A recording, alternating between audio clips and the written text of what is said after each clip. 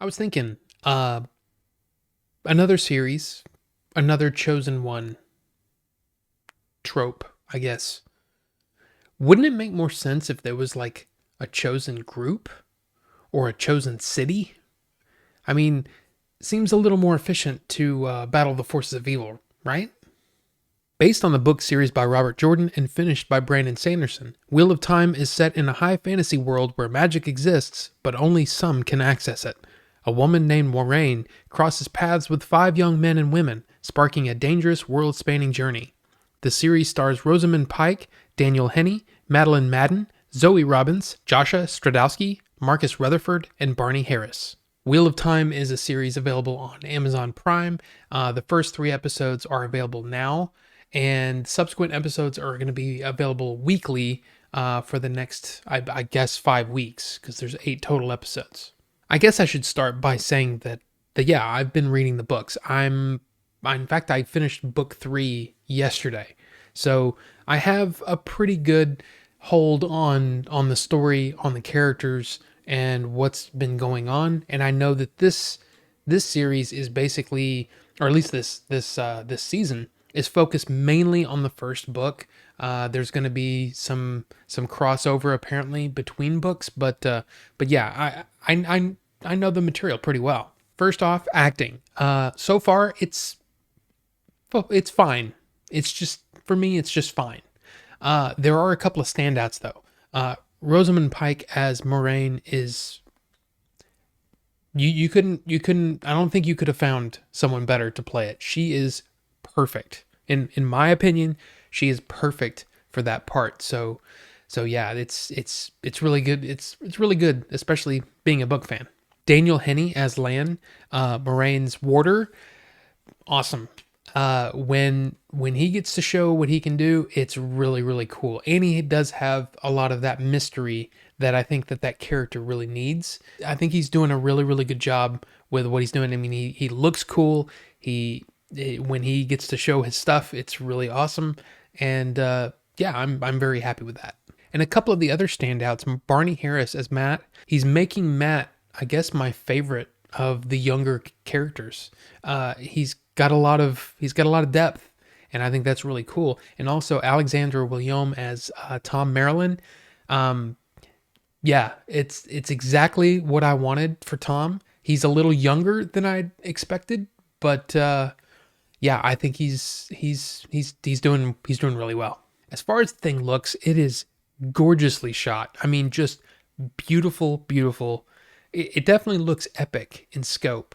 And the only thing that I would say is that some of the CG in some parts, I mean, it looks a little spotty, but nothing super horrendous and so bad that it takes you out of it.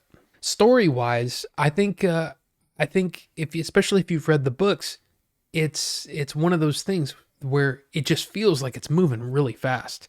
I don't think it's gonna feel that way for those of you who haven't read the books, but for me it was kind of like, oh wow, we're moving along.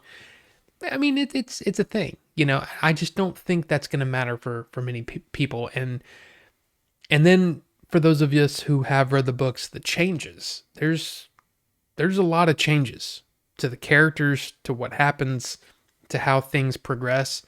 I'm not really understanding why a lot of those changes are there. But then again, this is only the first 3 episodes, so maybe there's a reason. You know, when they're telling the story of this season, maybe there's a reason for those changes. But so far, I'm kind of like, but why? Okay. Overall, I think the show has a lot of potential. Maybe it's the lack of star power, but I kind of feel like some of the acting is a bit lackluster. Like, I don't know, the younger stars, they're to me they're not really bringing it yet, but also maybe that's just because the story isn't focused really on them yet. Hopefully they do get better as time goes on. There's a weird, like, I don't know how to explain it, and I don't know what it is. I don't know if it's the music. I don't know if it's the editing. Something about it, it just kind of feels like a B movie, kind of, in a lot of ways. And like I said, maybe that's the star power. I don't know, but it feels weirdly B movie considering how I mean, they've been talking about how expensive this show is. The scenery is beautiful. There's a lot of CG, but it just, I don't know. It's a weird thing to feel. And then there's some changes like for example, there's no cursing in the books. It's all like made up curse words, so it's not right like, people saying curse words. But here there is cursing, and I don't know. It almost feels like, in a way, they're trying to push toward, the level of Game of Thrones, but not really to that ridiculousness where there's just, oh, look, naked ladies for no reason. This might sound that I'm being like super critical of the show, but that's just because I know what the story is. So I kind of feel like it needs to push things a little further. But we're only the first 3 episodes in, right? So hopefully it does get better. I'm going to watch it. I mean, no question, because I want to see how it turns out. And I keep remembering back to when Game of Thrones first started. I really didn't get sucked into that show until the season finale. So they've got some time. I mean, I think if you've got Amazon Prime, this is a no-brainer. Check it out. I mean, you might be completely sucked in right after the first episode, or you may be like, I don't know. But check it out, because it's definitely worth a watch, I think. And now some spoiler talk. Now, I don't want to get too far down the road as far as like too far into the books, but what I'm really focused on are the changes that they made from the book. And I'm kind of curious, for those of you who might have read it, maybe you can explain to me why some of these changes were made. Like, for example, why change the age of the characters? Was that only because they wanted Perrin to be married and they wanted Rand and Egwene to have a romantic relationship already? I mean, what was the driving force for that? Is that it? Because if that's it, I mean, I guess okay, but I found that weird that they would change those things. The other thing that I noticed that was they changed how Nynaeve got back to the group.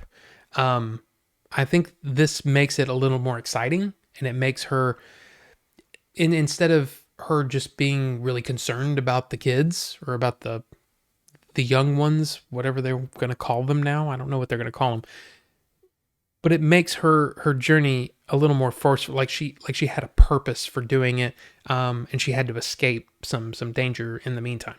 One of the things that I was kind of looking forward to, and it didn't happen, and that's Tam Althor, right? Rand's dad, handing over the sword and explaining things about the sword. And the sword is a big deal. It's got the heron on it, right? They show the heron once, and then the sword is really never mentioned again. And another weird change, which probably is not a huge deal. There's probably a reason for this. We haven't seen it yet because we're only 3 episodes in. But Perrin and Egwene don't meet Elias, the guy that kind of tells them about the wolves and all that stuff.